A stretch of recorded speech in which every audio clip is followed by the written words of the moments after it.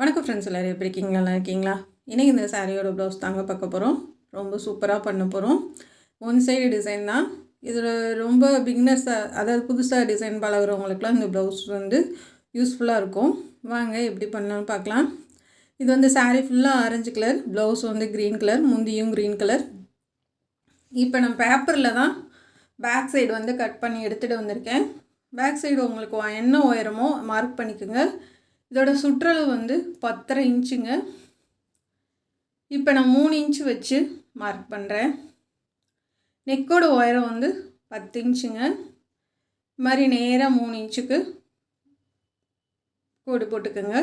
இப்போ நான் வளைச்சி கட் பண்ணுற மாதிரி வளைச்சி கட் பண்ணிக்கோங்க. ரவுண்டாக கொண்டு லைட்டாக தான் வளைச்சி விட்றேன். இப்போ இதை அப்படியே கட் பண்ணிக்கலாம். இது பேப்பரில் அந்த வளைவு கட் பண்ணுறது கொஞ்சம் கஷ்டங்க. பார்த்து சூதானமாக கட் பண்ணுங்கள்.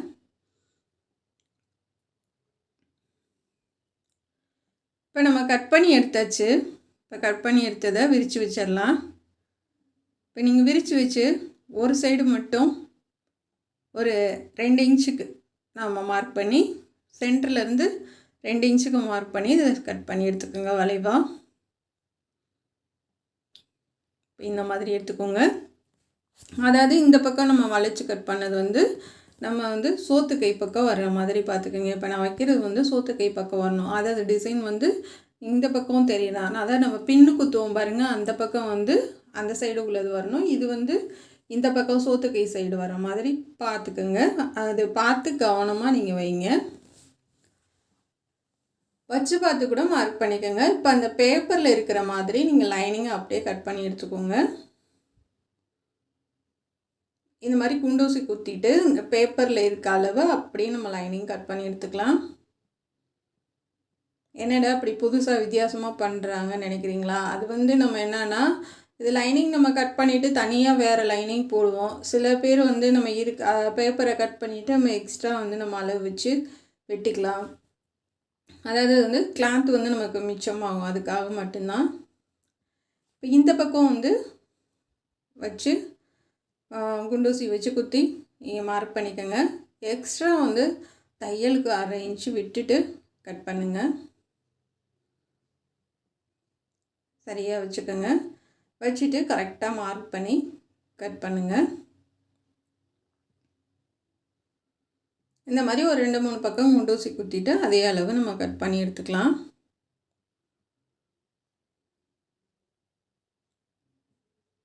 இப்போ இந்த மாதிரி எக்ஸ்ட்ரா ஒரு 1/4 இன்ச்சு இல்லைன்னா 1/2 இன்ச்சு எக்ஸ்ட்ரா கட் பண்ணிக்கோங்க. ஏன்னா அது தையலுக்காக. அந்த ஒரு பேப்பர் மட்டும் நீங்கள் பத்திரமா வச்சுக்கோங்க. இன்னொரு பேப்பர் காணானாலும் பிரச்சனை இல்லை. இப்போ நான் தைக்கிறேன் பாருங்கள், இதோட பேப்பர் மட்டும் நீங்கள் பத்திரமா வைங்க. கடைசியாக நமக்கு தேவைப்படும். இப்போ கீழே நீங்கள் தைக்கக்கூடாது. மேலே மட்டும் அந்த நெக்கை சுற்றி தையல் போட்டுக்கோங்க. கீழே நமக்கு தையல் உள்ளே போட்டுருவோம். மேலே அந்த மெட்டீரியல் வச்சு நம்ம மேலே போட்டுருவோம். இதை கட் பண்ணி எடுத்துக்கோங்க. நான் இந்த அளவு உள்ளே விட்டே தான் தைக்கிறேன். அதாவது உள்ளே துணி எக்ஸ்ட்ரா இருந்தால் ஒன்றும் தப்பு இல்லை. இப்போ இந்த பக்கமும் தையல் போட்டுக்கலாம். இந்த பக்கம் எப்பயும் போல் நம்ம எல்லா சுற்றிலும் தையல் போட்டுக்கோங்க. இங்கே மட்டும் போட வேணாம். அது தெரியணுன்றதுக்காக தான், உங்களுக்கு வித்தியாசம் தெரியணுன்றதுக்காக தான் 2ஐயும் ஒன்றா வச்சு தைக்கிறேன். இப்போ முடித்ததுக்கப்புறமா நம்ம எல்லாம் கட் பண்ணிவிட்டு, கழுத்தை கட் பண்ணிட்டு அங்கங்கே கட் பண்ணி விட்ருங்க. கட் பண்ணி விட்டு திருப்பி எட்ஜிலே தையல் போடுங்க.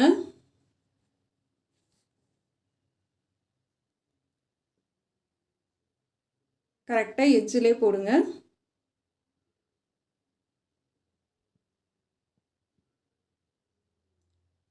இப்போ இதையும் திருப்பி நம்ம தையல் போட்டுக்கலாம்.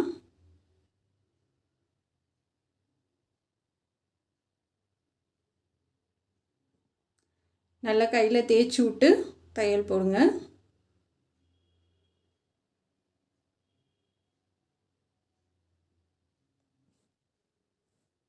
இப்போ இந்த கீழேருந்தே நம்ம தையல் போட்டுக்கலாம். அதாவது நம்ம இதை மடித்து தைக்க போகிறோம். இருந்தாலும் அதையும் மடித்து விட்டு, அந்த நம்ம தையல் போட்டிருக்கிறோம் இல்லையா, அதையும் மடித்து விட்டு அந்த ஓரத்தில் தையல் போடுங்க. ஏன்னா இதை பட்டி நம்ம மடித்து தைச்சிருவோம்.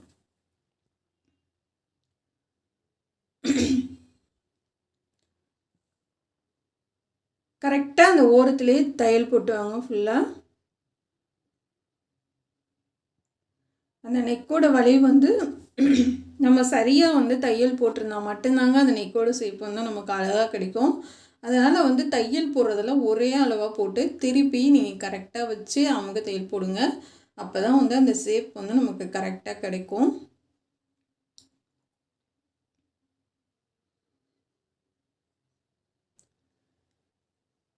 இப்போ ஃபுல்லாக நம்ம போட்டாச்சு ஓரளவுக்கு.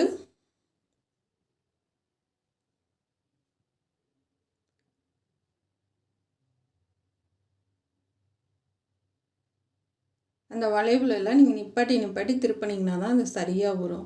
கடைன்னு அடிச்சிட்டிங்கன்னா வந்து அது உள்ளே வந்து மடங்கி இருந்துச்சுன்னா நம்ம அப்படியே தைச்சி விட்ருவோம். அப்போ நம்ம வந்து பைப்பிங்லாம் வச்சு பார்க்கும்போது நெக்கோட ஷேப் வந்து வித்தியாசமாக இருக்கும். அதனால் பொறுமையாக நல்லா தேய்ச்சி விட்டு தையல் போடுங்க.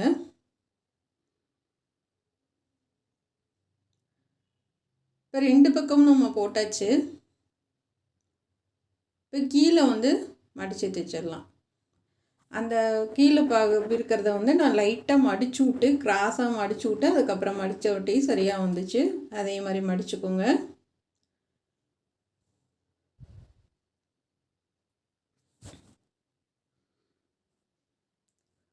அதாவது லைட்டாக அப்படியே கிராஸாக மடித்து விட்டுட்டு நான் மடித்து விட்ருக்கேன். இப்போ வந்து பைப்பிங் கொடுத்துடலாம். ஷோல்டர் ஜாயின் பண்ணிவிட்டேன். பைப்பிங் கொடுத்துடலாம். 2க்கும் தனித்தனியாக கொடுத்துக்குங்க. அதுக்கு தனியாக இதுக்கு தனியாக பைப்பிங் கொடுத்துக்குங்க.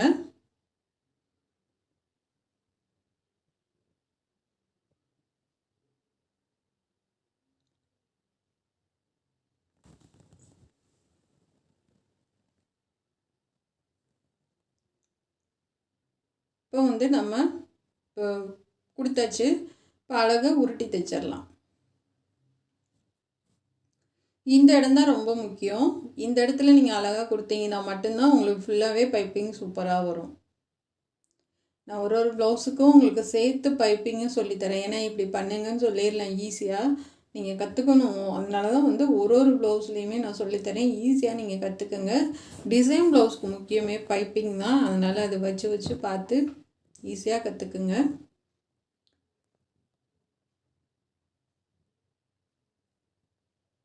இப்போ இந்த மாதிரி அழகாக உருட்டி பைப்பிங் கொடுத்துடலாம்.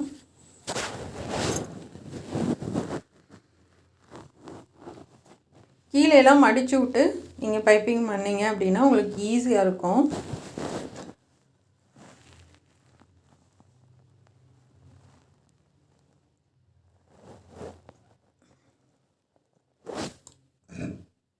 அதே மாதிரி நூலெல்லாம் அப்பைக்கப்போ கட் பண்ணி விட்ருங்க. அப்போ தான் வந்து உங்களுக்கு ஃபினிஷிங் வந்து நீட்டாக இருக்கும்.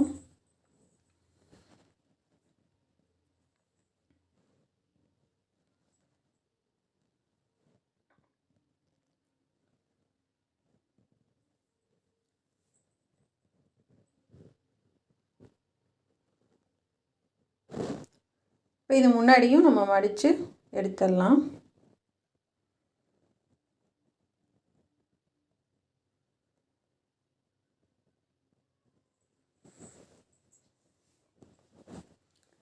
இப்போ முன்னாடி வரைக்கும் நம்ம பைப்பிங் பண்ணிட்டோம்.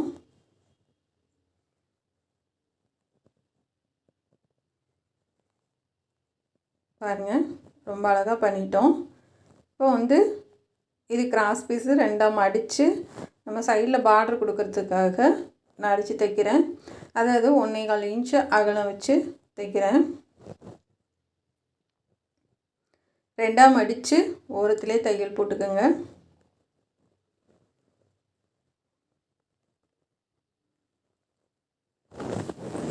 இதுவும் அதே மாதிரி தான். தையல் நீங்கள் ஒரே மாதிரி அளவோடு கட் பண்ணிங்கன்னா தான் உங்களுக்கு வந்து நீங்கள் திருப்பி தையல் போட்டிங்கனாலும் அது ஒரே மாதிரி இருக்கும். இல்லாட்டி ஒரு இடத்துல பெருசாகவும் ஒரு இடத்துல சின்னதாகவும் இருக்கும். அது நல்லா இருக்காது. அதனால வெட்டுற கிராஸ் பீஸ் ஒரே மாதிரி வெட்டிக்கோங்க.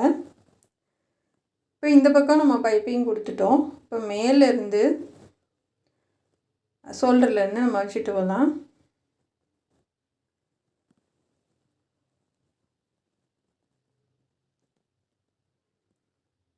ஷோல்டர்லேருந்து வச்சுட்டு வாங்க.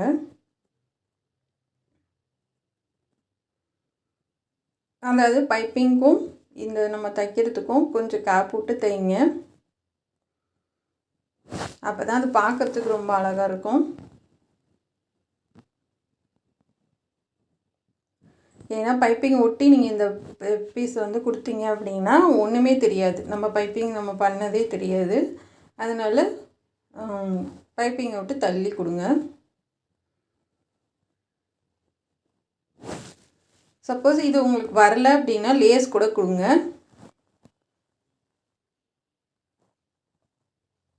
இப்போ 2வது லைன் கொடுத்துடலாம்.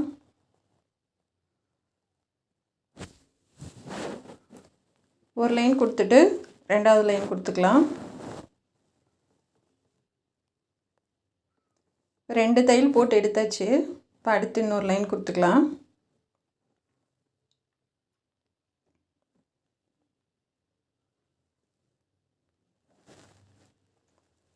இதுக்கு கொஞ்சம் நம்ம வந்து கேப் போட்டு கொஞ்சம் அதிகமாகவே விட்டு நம்ம தைச்சிக்கலாம்.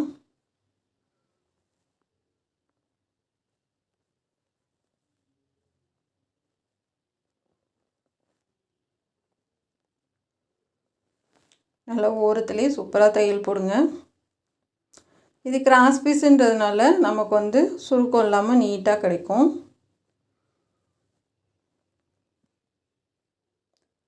இப்போ 2வது தையல் போட்டுடலாம்.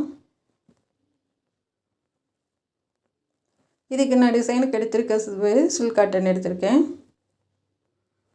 சாரீலேருந்து கட் பண்ணல, ஏன்னா சாரீ வந்து ரொம்ப லேஸாக இருக்கனால நான் சாரீலேருந்து எடுத்துக்கல.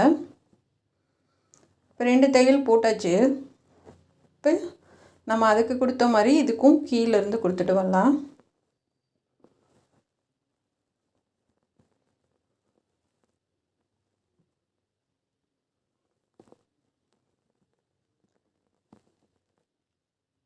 பைப்பிங் விட்டு கொஞ்சம் தள்ளி வச்சு தைக்க ஆரம்பிங்க.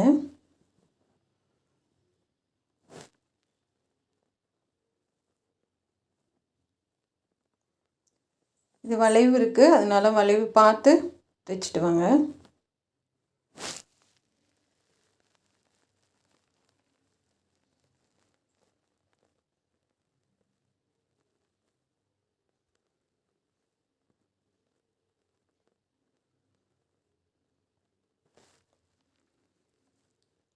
பாருங்கள், ஓரத்துலேயே அப்படியே தைச்சிட்டு வந்துடுங்க. இப்போ முன்னாடி வரைக்கும் இதை கொண்டு போயிடலாம்.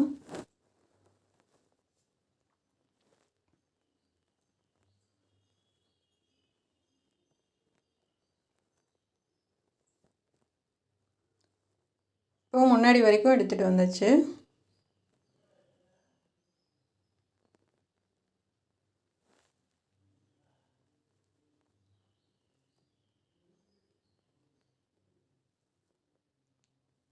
இப்போ இதை கட் பண்ணி விட்டுறலாம். இப்போ நான் முக்கோண பீஸ் தைக்கிறேன். இது வந்து அகலம் வந்து 2 இன்ச்சு, உயரம் வந்து 2 இன்ச்சு. இதுவும் ஒரே அளவாக எடுத்துக்கோங்க.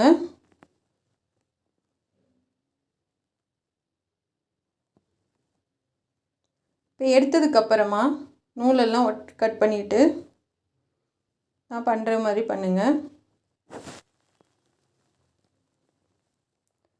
அதாவது இப்படி உள்ள விரல் விட்டு மடக்கி அந்த பக்கம் இருக்கிறத இங்கிட்டு சேர்த்து அப்படியே ஒரு தையல் போட்டுக்கலாம்.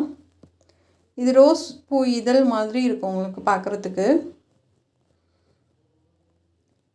ரோஸ் பூ இதழ் ஒத்த இதழ் இருக்கும் இல்லையா, அந்த மாதிரி இருக்கும். எல்லாத்தையும் இதே மாதிரி தைச்சி எடுத்துக்கோங்க. இது சில்க் காட்டன்னால நமக்கு அவ்வளோவா நூல் பிரிஞ்சு வராது. அதனால் இருந்தாலுமே நம்ம ஃபினிஷ் பண்ணும்போது சைட்லலாம் லைட்டாக அப்படியே தைச்சி விட்றலாம். பாருங்கள், இது மாதிரி எல்லாத்தையும் ரெடி பண்ணிவிட்டு நூலெல்லாம் வந்து ஒட்டை கட் பண்ணி எடுத்துக்கோங்க. நிறைய ரெடி பண்ணி வச்சுக்கிட்டேன் நான். அடுத்து வந்து தைக்க ஆரம்பிக்கலாம்.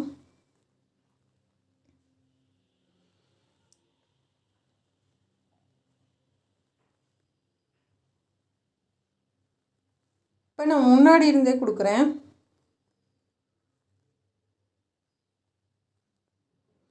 அதாவது வந்து ஒரு தையல் போட்டுட்டு நம்ம வந்து மறுபடியும் கீழேருந்து கொடுத்துட்டு போகலாம். அதாவது வரிசையாக வர்ற மாதிரி. இப்போ இங்கே கீழேருந்து ஒரு பீஸாக கொடுத்து தைச்சிட்டு வாங்க.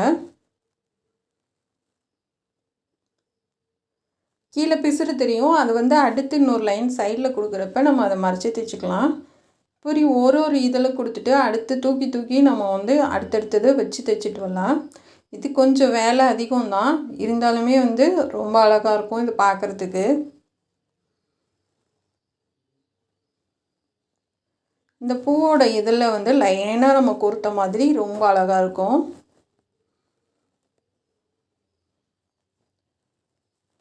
இதே மாதிரி எடுத்து தூக்கி தூக்கி விட்டு நம்ம தைச்சிட்டு வரலாம்.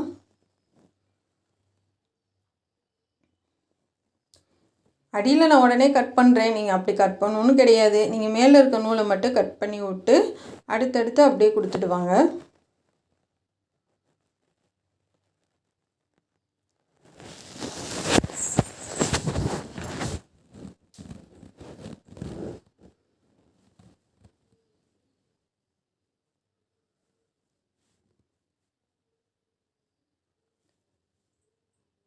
இதே மாதிரி நம்ம முன்னாடி வரைக்கும் கொடுத்துக்கலாம்.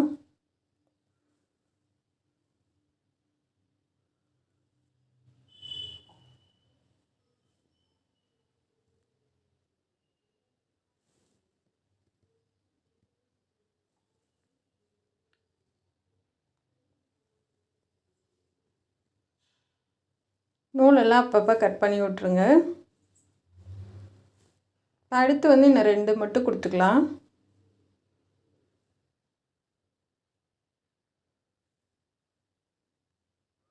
இப்போ கரெக்டாக ஷோல்டர்கிட்ட வருது, ஷோல்டர்கிட்ட இதை கொடுத்துக்கலாம்.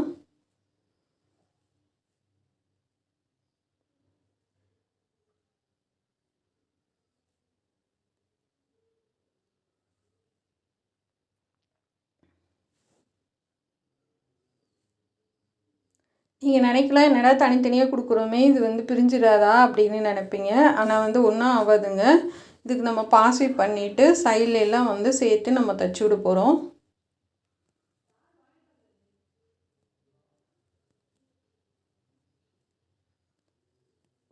நல்லா தையல் போட்டு விடுங்க.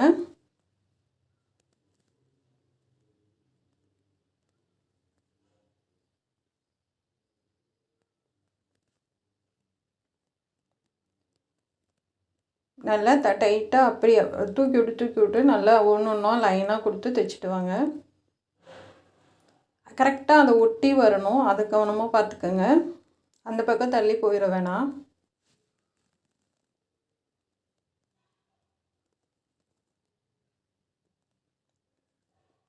இப்போ நம்ம கீழே இந்த பிசுறு இருந்துச்சு இல்லையா, அதை மறைச்சி நம்ம தைச்சிட்டு வரலாம்.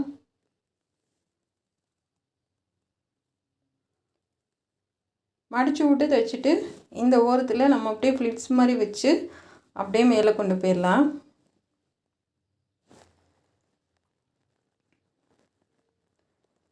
கரெக்டாக அந்த பூவோட இதழ்கிட்ட அதை ஒட்டி வர மாதிரியே அப்படியே ஒரே பார்டராக கொடுத்துட்டு வாங்க.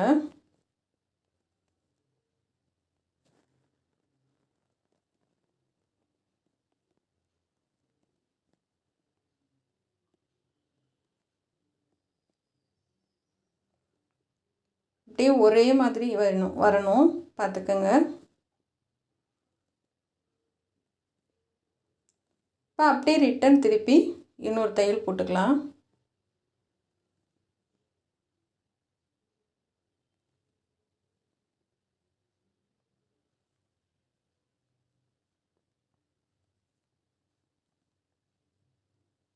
இப்போ ஃபுல்லாக போட்டு முடிச்சாச்சு. கையோட பாசி வச்சிடலாம். பாசி வச்சதுக்கப்புறமா நம்ம கீழே ஜாயின் பண்ணிக்கலாம்.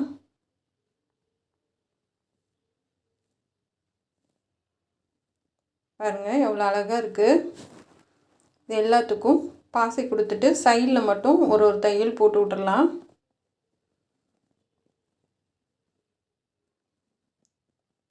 சென்டரில் பாசி வச்சுட்டு இந்த பக்கமும் சேர்த்து அப்படியே ஒரு தையல் போட்டு விட்டிங்கன்னா உங்களுக்கு இந்த பிசுறு தெரியாது. ரெண்டாவது இந்த மடிப்பு பாகம் உள்ளே இருக்கு இல்லையா, அதுலேயும் சேர்த்து ஒரு தையல் போட்டு விட்ருங்க. இப்போ ஒரு பூக்கு ஒரு 3 இடத்துல நம்ம தையல் போடும்போது என்ன ஆகும்னா உங்களுக்கு சுற்றிலும் பிசுறு எதுவுமே தெரியாது, நீட்டாக இருக்கும். இப்போ இந்த பேப்பரை வச்சு நம்ம மார்க் பண்ணிக்கலாம்.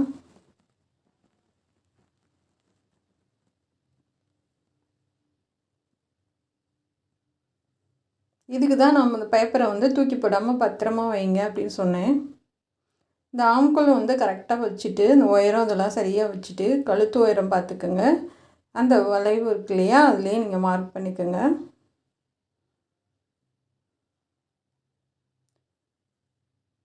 இப்போ நம்ம வச்சு தைச்சிடலாம்.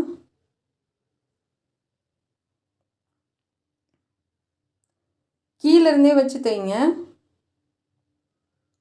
மேலேருந்து வச்சிங்கன்னா சரியாக வராது. கீழேருந்து நீங்கள் வச்சு தைச்சிட்டு வாங்க.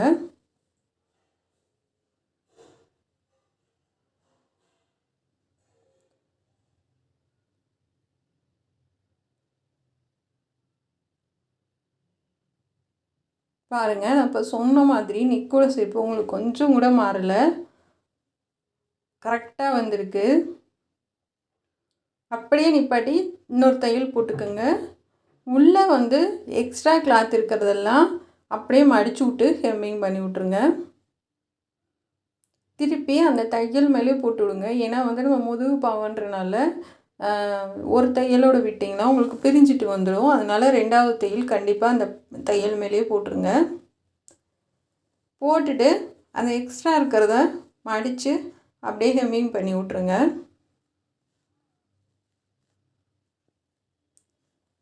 இதை அப்படியே மடித்து ஹெம்மிங் பண்ணி விட்டுறலாம். பாருங்கள், ஃபினிஷ் பண்ணியாச்சு. இது முன்பக்கம் எவ்வளோ நீட்டாகவும் அழகாகவும் இருக்குது பாருங்கள். அப்படியே ரோஸோட இதழ் வந்து அப்படியே சுற்றிலும் நம்ம வச்ச மாதிரி ரொம்ப அழகாக இருக்குது. இந்த டிசைன் பிகினர்ஸுக்கும் ஈஸியாக இருக்கும். நல்லா சீக்கிரமாக டக்குன்னு முடிக்கிறதுக்கும் ரொம்ப ஈஸியாக இருக்கும். கண்டிப்பாக நீங்களும் ட்ரை பண்ணி பாருங்கள். இது எப்படி இருக்குன்றதை கமெண்டில் சொல்லுங்கள். நம்ம சேனல் பார்க்குறதுக்கு நன்றி. இதுக்கு சப்போர்ட் பண்ணுற மாதிரி திண்டுக்கல் சமையலுக்கும் கொஞ்சம் சப்போர்ட் பண்ணுங்கள். இது பிடிச்சிருந்தா சப்ஸ்கிரைப் பண்ணிக்கோங்க.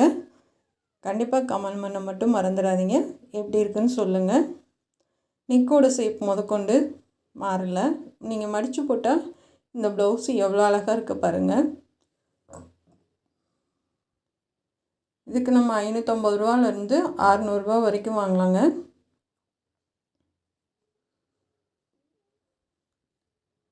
நம்ம சேனல் பார்க்குறதுக்கு நன்றி. Thank you friends.